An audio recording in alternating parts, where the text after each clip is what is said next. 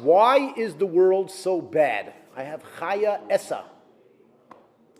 Is that Esther or Essa? Maybe Essa, that's what it says. And for all you viewers out there, thanks for joining. We love to have you, but I just ask one favor. If whatever platform are you on, if you're on YouTube, you have to hit subscribe and the bell so that you get notified every time that I do a class or that we do a class here. Please do it right away before the class begins, because you're going to get so fired up from the class, you might not remember to do it later. Chaya Essa. She asked, why is the world so bad? Anybody have an answer for this woman? Why is the world so bad? Because in this physical reality, we can perceive bad and good, but in the upper worlds, everything is good. So from our perception, we see bad, but in reality, bad is part of God's divine process. I like this. So the truth is that we just learned yesterday in Tanya that no bad comes down from heaven. There's no such thing as bad in this world. Bad is only a figment of your imagination. Things appear bad. Nothing in this world is bad. Everything here is awesomely good. It's just very difficult sometimes for some people to realize that. Okay? Some people are super positive and they're able to see the good in everything and not in other things. As a matter of fact, we live here in Tzfat. In Tzfat is buried a great Tanaic sage called Nachum Ish Gam Zu. Right? And he would always say when anything happened, he said that it is the best thing that ever happened. Should I tell his story? Sure. Great story. Should I say his story? Yeah. So Nachum Ish Gam Zu, one time there was a horrible decree made on the Jews, and the Jewish people got together and they appointed Nachum Ish Gam Zu to go to the king to attempt to take away this law that was established. Okay? Now, they gave him a bunch of gold and silver and jewels to give the king a gift in order to try to find favor in his eyes that he should cancel a particular decree. Okay? Nachum is traveling, he stays in an Airbnb. Well, kind of, yeah. They didn't have Airbnb back then, but he stays at a local place, and guess what?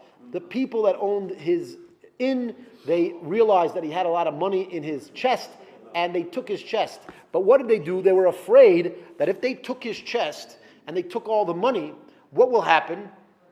When he goes to take it, he's going to realize that they stole from him, and maybe he'll kill them. I don't know what he's going to do. They were afraid. Who knows? They didn't know this guy. This guy was a stranger, right? So what happened is that they filled the chest with dirt. And they figured that he's going to wake up in the morning. He's not going to open the chest to check it. He's just going to pick it up. Because there's dirt in it, it's heavy. It feels like the things are still in there. And he's going to leave. Yeah? And what happened is that he left. Now, a couple days later, Nachum Ish Gam Zu opens up the chest. And he wants to make sure he still has the gold and the jewels. And he looks and he sees that the chest is full of dirt. You know what he said? Gam Zu l'toiv. He says, this is awesome. He says, this is awesome. All my treasure was stolen and now it's full of dirt. This is super awesome. Did he know how it was awesome? No. But he knew that God only does awesome things, and therefore he continued. He goes to the king.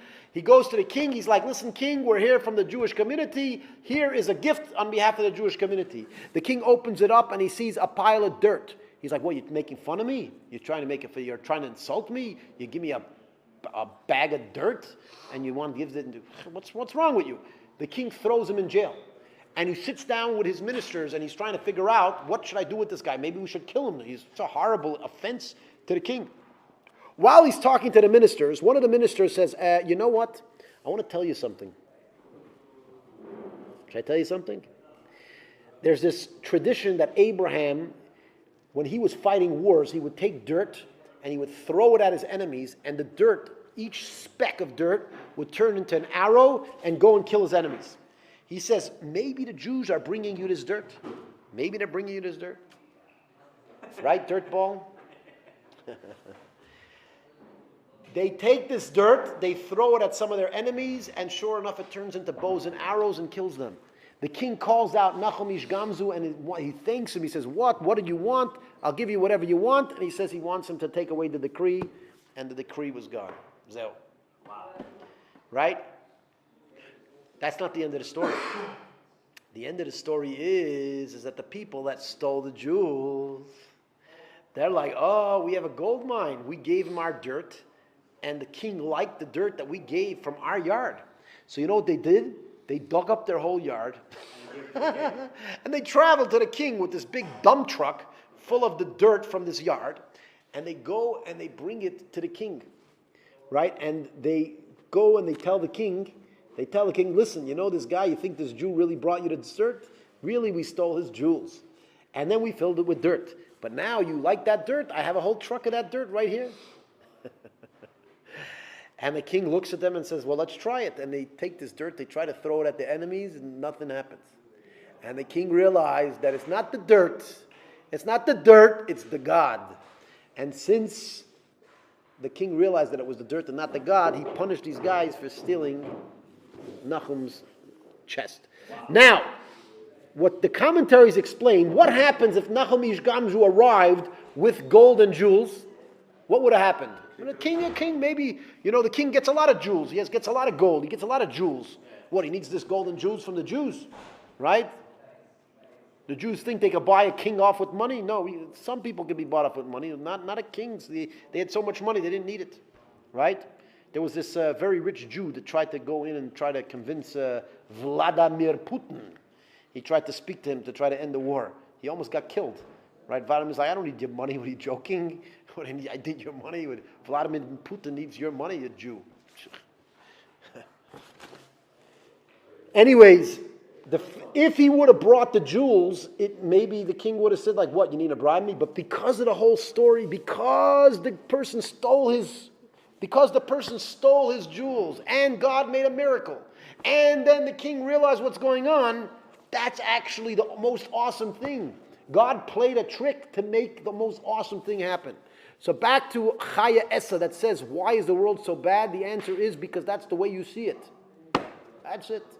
If you see it, that God does everything is awesome, and by the way, if you believe, maybe the first few days, the first few months that you believe that everything that God does is awesome, maybe you might not see it yet. But eventually, at some point, you're going to see it as well. You're going to see that everything that God does is awesome. Nothing's bad in this whole world. It looks horrible sometimes to some people, but it's not. It's an awesome place.